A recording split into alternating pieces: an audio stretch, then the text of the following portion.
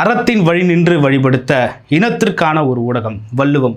Subscribe செய்து உறுதுணையாகுங்கள், பொருளாதாரம் கொடுத்து பெருந்துணையாகுங்கள். வள்ளுவம் நேயர்களுக்கு வணக்கம். அரசியல் பேசு நிகழ்ச்சிக்கு உங்களை வரவேற்பதில் மகிழ்ச்சி. நம்மோடு இணைந்திருக்கிறார் தமிழ் தேசிய பேரியக்கத்தினுடைய தலைவர் ஐயா பே மணியரசன் அவர்கள். ஐயா வணக்கம். வணக்கம் தம்பி. வணக்கம் வணக்கம். நல்லா இருக்கீங்க ஐயா? நலமே, நீங்க நலமா இருக்கீங்களா? நல்லா இருக்கேன் ஐயா. ஐயா, ஆட்சி மாறிய நாளிலிருந்து தமிழ்நாட்டினுடைய மாநில உரிமை பறிக்கப்படுகிறதா என்ற ஒரு கேள்வி எழுந்துகிட்டு இருக்கு. ஆட்சி பொறுப்பேற்ற முதல் நாளிலேயே 3வது இடத்துக்கு தள்ளப்பட்டது தமிழ்தாய். சட்டமன்றத்தில் அது சரி செய்யப்படும் என்ற நிலை வரும் என்று எதிர்பார்த்திருந்தோம். அந்த நேரத்திலும் தேசிய கீதம் 2 முறை பாடப்பட்டது ஒரு பெரிய விமர்சனத்திற்கு உள்ளாகி இருக்கு. ஆட்சி மாறிய கையோடு மாநில உரிமையும் பறிக்கப்படுகிறதா என்ற ஒரு கேள்வி இருக்கு. எப்படி பார்க்குறீங்க? மாநில உரிமைகளை எப்பொழுதுமே பறிக்கத்தான் இந்திய அரசு நினைக்கும். இந்திய அரசுடைய ஒரு கண்காணி தான் ஆளுநர் என்பவர். இந்திய அரசால் நியமிக்கப்படும் கண்காணி பதவி தான் அந்த ஆளுநர் என்பவர். அதை நெருக்கடிகளில் அந்த ஆளுநர் மூலம் கொடுப்பார்கள். அதை எதிர்த்து சமாளிக்கக்கூடிய ஆற்றலும் இன உரிமையின் மீது பற்றும் இருக்கக்கூடிய தலைமைகள், இயக்கங்கள், கட்சிகள் இருக்கணும். அப்படி இல்லாத போது அவங்களுடைய இது செய்யும். இன்றைக்கி சட்டப்பேரவையில் இந்த கேள்விக்கு அவர் முதலமைச்சர் பதில் சொல்லும்போது, ஏற்கனவே கலைஞர் கருணாநிதி படத்திறப்பு விழா நடந்தபோது இந்த சட்டசபையில் குடியரசுத் தலைவர் திறந்தார். அப்போ இப்படித்தான் ஜனகணமன பாட்டுக்கு பிறகு தான் தமிழ்தாய் வாழ்த்து பாடினாங்க.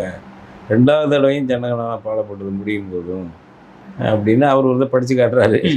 ஒரு புத்தகம் இருக்குது, அந்த புத்தகத்தை படித்து தெரிஞ்சுக்கங்க. ஆமாம், ஏற்கனவே அது நடந்ததுங்கிறாரு. ஏற்கனவே நடந்தது அப்படிங்கிறது இவங்க செய்கிறதால அது நியாயமாகிடாது. நமக்கு தமிழ்தாய் வாழ்த்து முதன்மையில் இருக்கணும். அடுத்த நிலையில் கடைசியில் இந்தியாவுக்கு கீழே நம்ம இருக்கிறோம். அது காலப்போக்கில் அது எதாவது தீர்மானமாகும். அதனால் அதை ஜனகணமன பாட்டு கடைசியில் பாடுவது, இசைப்பது என்பது தான் வழக்கம். பொதுவாக எங்கேயுமே நமக்கு தமிழ்நாட்டில் அதுதான் வழக்கம். அரசு நிகழ்ச்சியாக இருந்தாலும், பள்ளிக்கூடம், கல்விக்கூடம், எந்த நிகழ்ச்சியாக இருந்தாலும் அதுதான் வழக்கமாக இருந்தது. அதை முறியடித்து மாற்றணும்னு தீவிரமாக இப்போ இறங்கி இருக்குது பாஜக ஆட்சி. அப்போ அதையெல்லாம் எதிர்கொள்ளக்கூடிய கட்சிகளாக இப்போ இல்லை. இந்த கட்சிகள்லாம் சும்மா லாவணி கச்சேரி நடத்தக்கூடிய கட்சிகள் தான் அந்த கட்சிகள்லாம். ஆனால் இது தக்க தருணம் என்று அவர்கள் பார்த்து செய்கிறார்கள் என்பதை நம்ம புரிஞ்சுக்கணும். இப்போ இது திமுக மேலே அல்லது தாவேகா மேலே ஒரு குற்றஞ்சாட்டிட்டு ஒதுங்கக்கூடாது மக்கள்.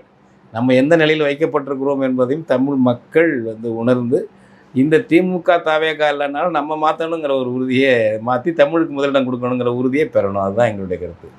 ஓகே, மரபு தொடர்ந்து தொடர்ந்து மீறப்படுகிறதா என்ற ஒரு கருத்து இருக்குது. இன்றைக்கு சட்டமன்றத்தில் எதிர்க்கட்சி தலைவரும் முதல்வரும் பேசிக்கிட்ட கருத்துக்கள் சோஷியல் மீடியாவில் எப்படி பரவுதுன்றதை நீங்கள் பார்த்துருப்பீங்க. நேற்றைய தினத்தில் எதிர்க்கட்சி தலைவர் பேசியது ஒரு பெரிய விமர்சனத்துக்குள்ளாச்சு. இன்றைக்கி முதல்வர் பேசுவதும் செய்கையும் ஒரு பெரிய விமர்சனத்துக்கு உள்ளாகுது. மரபு தொடர்ந்து மீறப்படுகிறதா என்ற ஒரு கேள்வி இருக்குது. அதான் இந்த சட்டசபையில் பேசக்கூடிய பேச்சே இல்லைங்க. இப்போ இவங்க பேச்செல்லாம் குறிப்பாக இப்போ முதலமைச்சர் பேச்சை கேட்டேன். இது ஏதோ பொதுக்கூட்ட மேடையில் பேசுகிற மாதிரி பேசிகிட்டு இருக்காங்க. அதாவது மக்களுடைய எதிர்பார்ப்பை, மக்கள் தந்த பொறுப்பை ஒரு தன்னலத்தோட இதோட ஒரு தவறாக பயன்படுத்துகிறாங்கன்னு தான் சொல்லணும். ஏதோ கட்சி மேடை மாதிரி 2 பேரும் விஜயம் அப்படி தான் பேசுகிறாரு, அவர் எதிர்க்கட்சி தலைவர் அப்படி தான் பேசுகிறாரு. மிக மோசம். இன்றைக்கி முதலமைச்சர் பேசின பேச்சை கேட்டேன். ஒரு எதிர்க்கட்சி தலைவர் பேசினா கூட நீங்கள் கூடுதல் பொறுப்பில் இருக்கீங்க, முதலமைச்சராக முதன்னு பேசுகிறீங்க. ஒரு முன்மாதிரியாக பேசணும். ஒரு பொதுக்கூட்ட மேடையில் பேசுகிறது மாதிரி அந்த செய்கைகள், ஒரு தமிழில் நல்லா பேசணும் இல்லைங்க. 1968 அண்ணா ஆட்சியிலங்கிறாரு. 1968 நாக்கு சுழுகிக்குமா? தமிழில் பேசணுங்கிற ஒரு அக்கறை இருக்கணும்ல ஒரு முதலமைச்சருக்கு. 1968 அண்ணா ஆட்சியில் இருமொழி கொள்கை கொண்டு வந்ததுன்னு சொல்ல வர்றாருன்னு வச்சுங்க. எப்படி இருமொழி கொள்கைங்கிறதால இருமொழியில் பேசணுமா? ஒரு மொழியில் தமிழில் பேசக்கூடாது. அது ஒரு பக்கம். அதை ரசிக்கிறாங்க. அந்த இங்கிலீஷில் பேசுறது, இந்த பார்ட்டி ஃபண்டுங்கிறது, இதுங்கிறது ஏதாச்சும் இங்கிலீஷில் பேசிட்டாங்க, அதை ரசிக்கிறது, அது ஒரு நையாண்டி மாதிரி பண்ணுறதுக்கு. அப்போ இந்த பொதுக்கூட்ட மேடையில் எப்படி ஒருத்தர் சாடிக்குவாங்களோ அதைத்தான் இந்த கட்சிக்காரங்க செய்கிறாங்க. இப்போ தாவேகா அதான் செய்யுது, அந்த திமுக அதுதான் செய்யுது. இது மக்கள் வழங்கிய தீர்ப்பை தவறாக பயன்படுத்துவது, மக்களுக்கு செய்ய வேண்டிய கடமையை விட்டுவிட்டு சொந்த போட்டி பொறாமை அதில் ஒரு ஈடுபட்டு ஒரு சட்டமன்றத்தை கலாட்டா மன்றமாக மாற்றி கொண்டிருக்கிறார்கள் என்பதுதான் எனக்கு தெரியுது இவங்கெல்லாம். இல்லை, தமிழுக்கும் தமிழருக்கும் தமிழ் மொழிக்கும் முழு மூச்சாக நாங்கள் பாடுபடுவோம்னு சொல்லிட்டு முதல்வர் இன்னைக்கும் பேசியிருக்காரு. இருமொழி கொள்கையில் நாங்கள் உறுதியாக இருப்போம்னு சொல்லியிருக்காரு. என்ன செய்கிறாரு? இந்தி திணிப்பு எதிர்த்து என்ன பண்ணுறாரு? இந்தி திணிப்பு தடுக்கிறதுக்கு என்ன பண்ணுறாரு? வேண்டுகோள் விடுறாரு. அதாவது இந்தி திணிப்பு கூடாது, அதை சட்டத்திலேருந்து நீக்குங்க, அல்லது அதை வந்து கட்டாயப்பட புதிய சட்டம் திருத்தம் கொண்டு வாங்கன்னு கொண்டு வரணும். இந்தி வைக்கவில்லை என்பதற்காக நிதி வழங்காமல் இருக்கக்கூடாது, நிதி வழங்கணும்னு கேட்டுக்கிறீங்க. ஸ்டாலினை தான் கேட்டார். ஸ்டாலினுக்கும் இவருக்கு இந்த விஜய்க்கு என்ன வித்தியாசம் இருக்குது? அப்புறம் பேசுகிறார் இவர் விஜயை, நம்ம வந்து இந்திய அரசை விமர்சித்து பொதுக்கூட்ட மேடையில் பேசுகிறது வேறு, மாநில சுயாட்சி கேட்குறது வேறு, ஆனால் நிர்வாக ரீதியாக ஒத்துழைப்பாக இருக்கிறது வேறு, ஒத்துழைப்பாக இருக்கணுங்கிறாரு. நிர்வாக உரிமைகளை, மாநில உரிமைகளை பறித்து இந்திய அரசு கையில் வச்சுக்கிட்டு இருக்கான், ஒன்று வச்சுக்கிட்டு இருக்கான். அந்த உரிமைகளை மீட்கிற கருத்தாவது இருக்கணும்ல. அந்த கருத்து கூட விஜய்கிட்ட இல்லை போல இருக்கு. இப்போ இன்னைய பேச்சை கேட்டு பாருங்கள். நமக்கும் இந்திய அரசுக்கும் முரண்பாடாக இருக்கிறதெல்லாம் வேறு, ஆனால் நிர்வாகம் என்று வந்து விட்டால் ஒருத்தருக்கு ஒத்துழைப்பாக இருக்கணும். அதான் ஒத்துழைப்பாக இருங்க. அவன் ஹிந்தி வந்து கற்றுதல் இல்லைங்கிறதுனால 3000 கோடி பணம் நமக்கு தர வேண்டிய பணம் தராமல் இருக்காங்க. இது தப்புன்னு சொல்லி பேசுகிறதா, கொடுங்க சாமின்னு கேட்டுக்கிட்டு இருக்கிறதா? யாருடைய வரி பணம்? இந்திய அரசு அந்த 3000 கோடியோ 4000 கோடியோ அந்த பணம் யார் பணம்? தமிழ்நாட்டு மக்கள் கொடுத்த வரி பணம். உத்தரப்பிரதேசம் கொடுத்த பணமா? பீகார் கொடுத்த பணமா? தமிழ்நாட்டில் நீ ₹1 வசூல் பண்ணினால் 27 காசு தான் திருப்பி அந்த மக்களுக்கு செய்கிறேன்னு புள்ளி உரம் சொல்லுது இந்திய அரசுக்காரனுக்கு. நீ தான் அடிச்சுட்டு கொள்ளையடிச்சிட்டு போகிற தமிழ்நாட்டிலேருந்து. நீ அதை நிறுத்தி வைக்கிறதுக்கு உனக்கு என்ன தர்ம அறம் என்ன இருக்குது, நீதி என்ன இருக்குது, நெறி என்ன இருக்குது? நான் மானியம் கொடுக்குறேன்னு சொல்ல ரத்து பண்ணணும்லங்க. தமிழ்நாட்டு வரி இல்லைன்னா உனக்கு ஏது பணம்? தமிழ்நாட்டு வரி வாங்கிட்டு எங்களுக்கு 28 காசு திருப்பி தர்ற, பீகார்காரனுக்கு ₹5 தர்றதில்ல எங்கள் பணத்தை எடுத்து. ஊபிக்கு ₹2 82 காசு தர்ற, அவன் ₹1 கொடுத்தாங்கன்னு சொல்லி கணக்கு போடுறாங்க. எங்கள் பணத்தை எங்கே அங்கே கொடுக்குற? நீ என்ன மானியம் கொடுக்குற, இலவசம் கொடுக்குறியா? இந்திய அரசுக்கு வரி வசூல் பண்ணுறதுக்கு ஏரியா ஏது எங்கே இருக்குது? அந்தந்த மாநில அரசுகள் வரி மாநில மக்கள் கொடுக்குறதானே. உனக்கு தனியாக என்ன இருக்குது? அதில் நீங்கள் என்ன மானியம் கொடுக்குற மாதிரி சொல்ல எல்லாம் மாற்றணும். பகிர்வுன்னு சொல்லிங்க, அரேஞ்ச் பண்ணி தொலை. மானியம் நீ என்ன பெரிய ஜமீன்தார் மானியம் கொடுக்கல எங்களுக்கு? எங்கள் வரி பணத்தில் நீ ஓட்டிகிட்டு இருக்க. அப்படி கேட்கக்கூடிய அரசியல் இங்கே இல்லை. திமுக கேட்காது, அதிமுக கேட்காது, இப்போ தாவியக்காவும் கேட்காதுன்னு நிரூபணம் ஆகிடுச்சு கொஞ்ச நாள்லேயே. அந்த மாதிரி மோசமாக இருக்குது. இதுகளெல்லாம் ஒரு உரிமையாக இல்லாமல் வந்து நாங்கள் ஒத்துழைப்போங்கிறாரு விஜய். இன்னைக்கு சட்டசபையிலே கவர்மெண்ட் வந்து ஒரு சில இடங்களில் காம்ப்ரமைஸாக போனால் தான். எதில் காம்ப்ரமைஸாக போகலாம்? எதில் சண்டை போட்டுக்க வேண்டாம். ஒற்றுமையாக இருக்க வேண்டாம், ஒற்றுமையாக இருங்க. உரிமை பறிப்பு ஈடுபடும். அவங்க உரிமை பறிப்பு பறிச்சுக்கிட்டே இருப்பான் இந்திய அரசு. நீங்கள் விட்டு கொடுத்துட்டே ஒற்றுமையாக இருப்பீங்களா? அவங்களுக்கு அந்த பொறுப்பு இல்லையா? மாநிலங்களோட நம்ம ஒற்றுமையாக இருக்கணுங்கிற பொறுப்பு இந்திய அரசு கிடையாதா? எஜமானுக்கு கீழ்ப்படுகிறது வேலை தான் நம்ம வேலையா? இதான் ஜனநாயகமா? இதான் சமத்துவமா? யார் உங்களுக்கு கொண்டு வந்து டெல்லி கீழே கொண்டு வந்து கொஞ்சம் எங்களை வச்சுட்டு போனது யார்? அதை நினச்சி பாருங்கள்.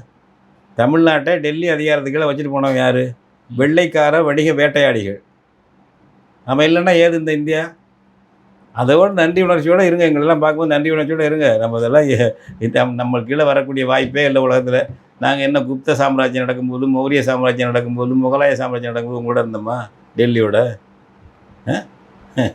அதனால் இதெல்லாம் இந்த வியாபாரத்துக்கு வந்த காட்டு மிராண்டிகள் அடித்து கொண்டு நம்ம மன்னர்களை கொண்டு சிறையில் போட்டு ஒரு நிர்வாகம் செயற்கை ஒன்று உருவாக்கி போனால் அதனுடைய விளைவுகளை அனுபவிச்சுக்கிட்டு இருக்கோம். அதில் நீங்கள் ஏகபோகமாக அனுபவிக்கிறீங்க இந்திக்காரவங்க. அனுபவிக்கும் போது கொஞ்சமாக மனித நேயத்தோட மனித உரிமையோடு நடந்துக்கங்கிறதா நமக்கு புரியுது. திமுக மாதிரி கண்மூடித்தனமாக பாஜகவை நாங்கள் எதிர்க்க மாட்டோன்றது தான் முதல்வரோட இன்றைய பேச்சோட சாராம்சமாக இருக்குது. கண்மூடித்தனமாக எதிர்க்க மாட்டோம். கண்ணை முடிச்சுட்டு காலில் விழுவோங்கிறாரா? கண்ணை திறந்து கொண்டு காலில் விடுவோங்கிறாரா? அது என்னன்னு கேட்கணும். உரிமையை கேட்குறதா இல்லையா?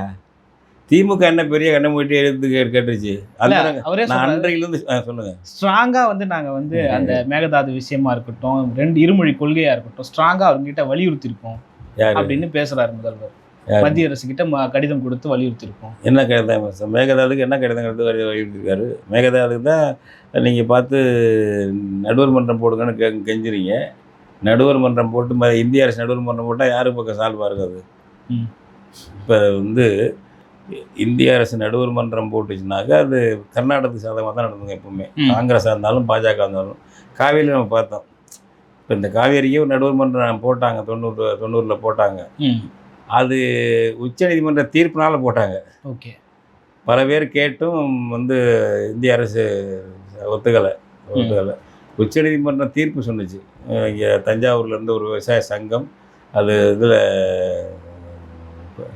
தஞ்சாவூர் பகுதியில் இருந்த அவர் பெரிய மனுஷன், அவர் இறந்துட்டார். அவர் ரெட்டியார், அவர் அவர் வில்லியம் ராஸ்தார், அவர் மன்னார்குடி ரங்கநாதன், மற்ற நண்பர்கள் இவங்கெல்லாம் வச்சுருந்தாங்க ஒரு விவசாய நல சங்கம்னுட்டு. அவங்க போட்ட வழக்கில் உச்சநீதிமன்றம் தீர்ப்பு சொன்னுச்சு, இது தீர்க்க முடியாது பிரச்சனை, ரொம்ப நாளாக இருக்குது, அதனால் ட்ரிபியூனல் தீர்ப்பாயம் என்பது நீங்கள் போடுங்க அப்படின்னு. போடவே இல்லை, அவங்க யாரும் போடலை. கடைசியில் அந்த காலக்கெடு இதுக்குள்ளே போடுங்க, அவங்க காலக்கெடுக்குள்ளே இவர் வந்துட்டார். காங்கிரஸ் எல்லாம் போட விரும்பவே இல்லை. அடுத்தது தீர்ப்பு, இடைக்கால தீர்ப்பு 90 கொடுத்துச்சு, அதையும் செயல்படுத்தலை.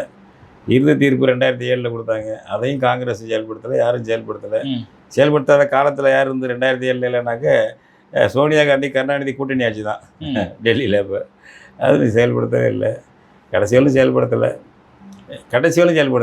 அப்புறம் உச்சநீதிமன்றம் வழக்கு போட்டு 2018 பிப்ரவரி 16 அவங்க தீர்ப்பு சொல்கிறாங்க. உச்சநீதிமன்றம் தண்ணியை குறைச்சி கடைசியாக இந்த முடிவு தண்ணியை விட்டு திறந்து விடணும் உச்சநீதிமன்றம் சொன்னிச்சு. அதாவது 177.25 டிஎம்சி அதுதான் இப்போ இருக்குது. இந்தியாக்காரன் எப்போவுமே ஒரு ட்ரிபியூனல் போட்டு அதை தமிழ்நாட்டுக்கு நியாயம் கிடச்சின்றதுக்கு செய்யவே மாட்டான், காங்கிரஸாக இருந்தாலும் பிஜேபியாக இருந்தாலும். இப்போ நம்ம பேசுகிறதெல்லாம் என்ன, இப்போ தான் சொல்கிறேன், காவேரி தீர்ப்பாயமே இது. இப்படி இருக்கும்போது இப்போ விஜய் என்ன கேட்குறாருனாக்கா, நீங்கள் ஒரு ட்ரிபியூனல் அது மாதிரி ஒரு நடுவர் மன்றம் போடுங்க, மேகேதாட்டு அணை கட்டலாமா வேண்டாமான்னு அப்படின்னு சொல்கிறாரு. அவன் போட்டான்னா எப்படி போடுவான்? பாஜக ஆட்சியில் அவனுக்கு சாதகமாக கட்டலாம்னு சொல்கிற ஆளை தான் போடுவான். இப்போ காவேரி மேலாண்மை ஆணையத்துக்கு எஸ்கே ஹல்தர்னு ஒருத்தர் தலைவராக போட்டிருக்காரு மோடி. முழுக்க தமிழர் எதிர்ப்பு ஆள் அந்த ஆள், கன்னடத்துக்கு சாதகமாக தான் பேசக்கூடிய ஆள் அந்த ஆள். ஒரு தடவை கூட உரிய தண்ணீரை வாங்கி தந்ததில்லை அந்த ஆள், இது பண்ணுறதில்ல. அந்த மாதிரி தான் ஒரு ஆளை போடுவார். அதை வேணும்னு நீங்கள் திமுக போட்டு சொல்லுது. அதில் இவர் உதயநிதி சட்டசபையில் சொல்கிறார், நாங்கள் 4/3/2026 எங்களுடைய ஆட்சி டெல்லிக்கு கடிதம் எழுதி எங்கள் அதிகாரிகள் இந்த மேகேதாட்டு அணை பற்றி முடிவெடுக்க ஒரு நடுவர் மன்றம் அமைங்கன்னு கேட்டுட்டோம் அப்படிங்கிறாரு. அதனால் இந்த தீர்மானத்திலையும் இந்த 19ஆம் தேதி சட்டசபையில் போட்டது இதுலேயும் அதை சேர்க்கணும், அது வந்து நடுவர் மன்றம் அமைக்கணும்னு கேட்கணும் அப்படின்னு அவர் உதயநிதி உடனே பேசணுன்னு. இவர் என்ன பண்ணுறாரு, விஜய் எந்திரிச்சு, நான் இப்போ 26/5/2026 அன்னைக்கு புதுடெல்லியில் இருக்கும்போதே மத்திய அரசு அதிகாரிகிட்ட பேசிட்டேன், மேகேதாட்டு அன்னைக்கு நடுவர் மன்றம் போடுங்கன்னு சொல்லிட்டேன். அவர் எப்போ ஆட்சிக்கு வந்து 10 நாள் தான், 10 நாளில் போடுங்கன்னு சொன்னால் என்ன அர்த்தம்? அப்போ அரசாங்கம் பேசியிருக்கு, அமித்ஷாவோ அல்லது மோடியோ யாரோ பேசி ஸ்டாலின்கிட்ட சம்மதம் வாங்கி கர்நாடகத்துக்கு சாதகமாக விஜய்கிட்டையும் பேசி சம்மதம் வாங்கிருச்சு. எடப்பாடிகிட்டையும் வாங்கியிருக்கோம். எடப்பாடி அமைதியாக இருக்கார். என்ன சொல்கிறாரு, எடப்பாடி அதை எதிர்க்கிறார். இடைச்சேர்களுக்கு நாங்கள் ஆதரவு கொடுக்கல, இடைச்சேர்களுக்குன்னு என்ன சொல்கிறாரு, டெக்னிக்கலாக இருக்கிறாரு. இந்த இடைச்சேர்களை எங்களுக்கு முன்னாடி சொல்லியிருக்கணும், ஆமாம், அது விவாதத்தை கொண்டு வந்திருக்கணும். நீங்கள் திடீர்னு விடாத இணைக்கிறீங்க, அது ஜனநாயக முறை அல்ல, சட்டமன்றத்தில் நிறைவேற்றக்கூடிய ஒரு தீர்மானத்துக்கான முறை அல்ல அது என்று அந்த அந்த வழிமுறையை தான் எதுக்கிறாரு. நீங்களாம் சேர்த்துக்கூடாது, அதை விவாதத்துக்கு கொண்டு வந்திருக்கணும் அப்படிங்கிறாரே தவிர, இது தப்பு, இது பாதிப்பு வரும், எங்களுக்கு தமிழர்களுக்கு பாதிப்பு வரும், இந்த நடுவர் மன்றம் அமைக்கக்கூடாதுன்னு வாயால் சொல்லலையே. நாக்கு சொல்லிக்குமா எடப்பாடி பழனிசாமிக்கு? இதுவரை சொல்லலையே, நடுவர் மன்றம் அமைக்கக்கூடாதுன்னு சொல்லலையே. அது நிறைவேற்றிய முறை தப்பு, எனவே அதை எதிர்க்கிறேன், அவ்வளோதான். அப்போ எடப்பாடியும் டெல்லியில் பேசியிருக்காங்க, ஸ்டாலின்கிட்ட பேசுறது போல் எடப்பாடிகிட்ட பேசியிருக்காங்க. 10 நாளுக்குள்ளரையே விஜய்கிட்ட பேசிட்டாங்க. 3 ஒற்றுமையாக இருந்திருக்கு, நடுவர் மன்றம் போடுறதுக்கு ஒற்றுமையாக இருக்குது. இப்போ ஜாம் ஜூன் பேசிக்கிறீங்கல்ல, நடுவர் மன்றத்தை மட்டும் இப்படி ஒன்றா யுனானிமஸாக இந்த கைதுக்கு இந்த திமுக இந்த தாவைகள்லாம் தீர்மானம் கொண்டு வரீங்க. எல்லாரும் தமிழர்களுக்கு ஆதரவான, தமிழர்களுக்கு எதிராக, எல்லாரும் தமிழர்களுக்கு எதிராக. ஏன்னா நடுவர் மன்றம் இந்திய அரசு அமைச்சதுனாக்க தமிழர்களுக்கு பாதகமாக தான் சொல்லும். இப்போ காவேரி நடுவர் மன்றம் அப்படி தானே சொன்னிச்சு. அது சொன்னது உச்சநீதிமன்ற தீர்ப்பு கூட அவங்க செயல்படுத்தலைல்ல, அப்புறம் இதை எப்படி செயல்படுத்துவாங்க? நடுவர் மன்றமே அமைக்க மறுத்து வந்தது காங்கிரஸ் ஆட்சி. ம். உச்சநீதிமன்ற தீர்ப்பினால தான் அதை அமைக்கிறாங்க. அதுவும் வேற ஒரு பிரதமர் வந்தபோது அமைக்கிறாங்க அதை. காங்கிரஸ் பிரதமர் இல்லை. ம். அது வந்து வெளியே வந்த ஒரு ஊபிக்காரர் பெரிய தலைவர், இப்போ பேர் மறந்து போய் டக்குன்னு. ம். அவர் பல கட்சி கூட்டணியில் பிரதமராக இருக்கார். அவர் வந்தபோது செய்கிறது அது. அதாங்க ஐயா, இப்போ நாங்கள் வெளியே இருந்து பத்திரிகையாளர்கள் எல்லாம் பார்க்குறப்ப என்ன தெரியுதுன்னா, ஒட்டுமொத்த சட்டமன்றமும் தமிழரின் நலனுக்காக இந்த தீர்மானம் ஏகமனதாக நிறைவேற்றப்பட்டது அப்படின்னு நாங்கள் பார்த்தோம். தமிழர் நலன்களை காவு கொடுப்பதற்காக, காவேரியை கன்னடனுக்கு ஒப்படைக்கிறதுக்காக தெரிந்தே நிறைவேற்றப்பட்ட தீர்மானம் அது. யாருக்கு தெரியும்? ஸ்டாலினுக்கு தெரியும், ம். எடப்பாடிக்கு தெரியும், ம். விஜய்க்கு தெரியும். தெரிஞ்சு தான் நிறைவேற்றிருக்கு. இது சில ஆட்களுக்கு இப்போ கம்யூனிஸ்ட் எல்லாம் தெரியாதுங்கிறாங்க. இருக்கலாம், சில ஆட்களுக்கு இது என்னென்னு விவரம் தெரியாமல் இருக்கலாம். இது என்ன ஏதுன்ட்டு இப்போ எதுக்குறாங்க, முற்றிலும் எதுக்குறாங்க. சிபிஐ சிபிஎம் எல்லாம் இப்போ எதுக்குறாங்க, மதிமுக முற்றிலும் எதுக்குறாங்க, அன்புமணி ராமதாஸ் முற்றிலும் எதுக்குறாரு. அது மாதிரி பின்னாடி தெரிஞ்சுக்கிட்டே இருக்கிறாம்ல. முதல்ல கூட நம்ம ஏமாந்துட்டோம்னாக்க, இப்போ இவர் புதுசாக வந்த விஜய் தெரிஞ்சதுனால ஸ்ட்ராங்காக நேற்று ஆதவ் அர்ச்சனா பேசியிருக்காரு சட்டசபையில். இந்த நடுவர் மன்றம் அமைத்தால் வந்து ஒன்று அவர்கள் கட்டக்கூடாதுன்னு சொல்லலாம், மேற்கேதாட்டில் ஆனால் கட்டலாம் என்றும் தீர்ப்பளிக்கலாம். எது வேணாலும் சொல்லலாம். அதுதான் இப்போ எங்களுக்கு வழி, இது அதை ஆதரிக்கணுங்கிறாரு. அப்படி உள்ளதை ஏன் நீ வேண்டவே வேண்டாம்னு சொல்லிட்டு இருக்க நாட்டில் போய் கட்டலாம் அல்லது கட்டக்கூடாதுன்னு சொல்லலாங்கிற இடத்துக்கு ஏன் நீ வந்த? இப்போ 10 நாளுக்குள்ளே என்னமோ எப்படி வந்தேங்கிற? கட்சி இப்போ தானே ஆட்சிக்கு வந்துருக்குறேன். என்ன களைச்சி போயிட்டீங்களா? கேட்டு தமிழ்நாட்டு உரிமைக்கு போராடி களைச்சி போயிட்டீங்களா? அப்போ சம்திங் நடந்திருக்கு. திரைமறைவில் இந்த கட்சிகள் எல்லாம் கலந்து டெல்லியில் பேசி அதை முடிவு பண்ணிட்டாங்க. இதை நம்ம மக்கள் தான் புரிஞ்சுக்கணும். இந்த சூது கும்பல், இது நம்மளுக்கு துரோகம் பண்ணுற கும்பல் இதெல்லாம் அப்படிங்கிறத முதல்ல மக்கள் தான் புரிஞ்சுக்கணும். ஓகே, எந்த எல்லைக்கும் போய் மேகதாது அணை கட்டாமல் நிறுத்துவோன்னு சொல்லிட்டு முதல்வரும் பேசியிருக்காரு, தாவேக்காவினரும் தொடர்ந்து பேசிக்கிட்டு இருக்காங்க. அப்போது தமிழ் மக்களுக்கு தாவேக்கா அரசு மேகதாது அணை கட்டக்கூடாதுன்றதுக்காக போராடுறாங்கன்னு தானே ஐயா தெரியுது. ஆமாம், போராடுறாங்கன்னு தோற்றத்தை கொடுத்துட்டு ஒரு பஞ்சாயத்தாட்டை விட்டுருவோம். அதை அவங்க கட்டுன்னா கட்டட்டும், அவங்க கட்ட வேண்டாம்னா கட்ட வேண்டாம்னு போயிடுவோம் அப்படின்னாக்க இப்போ போராடுறவங்கள அவங்க நம்ம முழுதாக அழிஞ்சு தான் இது கூடாது, சட்டவிரோதம். ஏற்கனவே வந்து தண்ணீர் இவ்வளோ தான் இருக்குது, இந்த தண்ணீர் அவ்வளோன்னு பகிர்ந்துட்டாங்க. புதுசாக ஒரு அணை கட்டக்கூடாது, யாரும் சொல்லலை கட்டுங்க, புதுசாக ஒரு அணைலாம் கட்டணும்னு சொல்லலை. அதுவும் 67.16 டிஎம்சி அளவுக்கு கொண்டாங்க. அந்த அளவுக்குலாம் கடலில் போய் கலக்காது காவேரியில். காவேரியில் எப்போவுமே எப்படின்னா 4 அல்லது 5 ஆண்டுக்கு ஒரு முறை தான் வெள்ளம் வந்து கடலில் போய் கலக்கும். இப்போ அண்மையில் தான் ஒரு 5-6 வருஷமாங்க ஒரு இயற்கை உற்பத்தத்தில் கோடையில் அதிக மழை பெஞ்சு அணை நிரம்பி வந்து மேட்டூர் அணை நிரம்பி கடலுக்கு போகிறதெல்லாம் இந்த இயற்கை சீரழிவு. சராசரி ஆண்டில் இப்போ இந்த வருஷத்துக்கு தண்ணியே இல்லை, திறக்கலை. அதனால் கோடையில், அதனால் சராசரியாக எப்போவும் வந்து ஒரு 4 அல்லது 5 ஆண்டுக்கு ஒரு முறை தான் வெள்ளம் வந்து வெளியேற்றுவாங்க. வெள்ள நீர் எடுத்து கணக்கு பார்த்துடலாம். அதுவும் 50 டிஎம்சிக்கு மேலே போய் கடலில் கலக்காது அந்த காலங்களில். இப்போ 200-300 டிஎம்சி போய் கடலில் இந்த கோடையை கலக்குது. அதான் இயற்கை உட்பாதங்கள்னு சொல்லுவாங்கள்ல, சீரழிவுகள், அந்த மாதிரி உள்ள விஷயங்கள். அதனால் அதில் வந்து இப்போ அணை கட்டிட்டாங்கன்னாக்க அந்த சொல்கிற ஒரு 67 டிஎம்சி அளவுக்கு தண்ணி தேக்கிட்டாங்கன்னா கடலில் போய் கலக்கிறதுக்கு தண்ணியே இருக்காது, மேட்டூருக்கு தண்ணி வராது. அவன் அணை நிரம்பி கொஞ்சம் கொஞ்சம் வந்துச்சு பாருங்கள், அந்த தண்ணியும் போகக்கூடாது தமிழ்நாட்டுங்கிற ஒரு இப்போ பகை உணர்வோட, ஒரு காழ்ப்புணர்வோட, வெறுப்புணர்வோட தமிழ்நாட்டுக்கு தண்ணி போகுதே அப்படிங்கிறது மாதிரி தான். அது அந்த ஓ தண்ணியான்னு நான் கேட்குறேன் தான். தண்ணி ஓ மேகமா அது? இல்லை நீ வெட்டின வாய்க்கால காவேரிங்கிறது? நீங்கள் வெட்டினீங்களா கால்வாய் காவேரி போட்டியில்? இன்னும் சொல்லணும்னா கன்னட இடமே கிடையாது. அந்த மக்கள் வேறு மக்கள். அது காவேரி தொடங்குற இடம்லாம் இருக்கு, அவங்க மொழி தனி, அவங்க நம்மளோட சேரங்கிறாங்க, தமிழ்நாட்டோட இணைஞ்சு கிடைக்கிறாங்க. இல்லைன்னா யூனியன் பிரதேசமாக எங்களை வச்சுக்கன்னு இன்னைக்கு பாடிட்டு இருக்காங்க. கொடகுமலை பகுதியெல்லாம் இருக்கு, அவங்கெல்லாம் அந்த மாதிரி மக்கள். அது தனி பிரிவு. அது கன்னடர்களே கிடையாது, அவங்களையும் கன்னடர் சுரண்டிகிட்டு இருக்கான். அந்த மாதிரி ஆள் வந்து நாட்டம் பண்ணிக்கிட்டு உலக சட்டங்களுக்கு புறம்பாக ஆறுகள் வந்து பழமையாக பல்லாயிரம் ஆண்டுகளாக ஓடுறது. இப்போ வந்து நம்ம உருவாக்குறது இல்லை, கால்வாய் அல்ல, அது கெனால் அல்ல, அது ரிவர் வந்து பழமையாக ஓடுறது. அது உலகத்தில் எந்தெந்த நாட்டு மேகமோ எந்தெந்த நாட்டு கடல் நீரோ மேகமாகி எப்படியே காற்றை அடித்து கொண்டு வந்து சேர்த்து அது இயற்கையாக உருவாகிட்டு இருக்கு.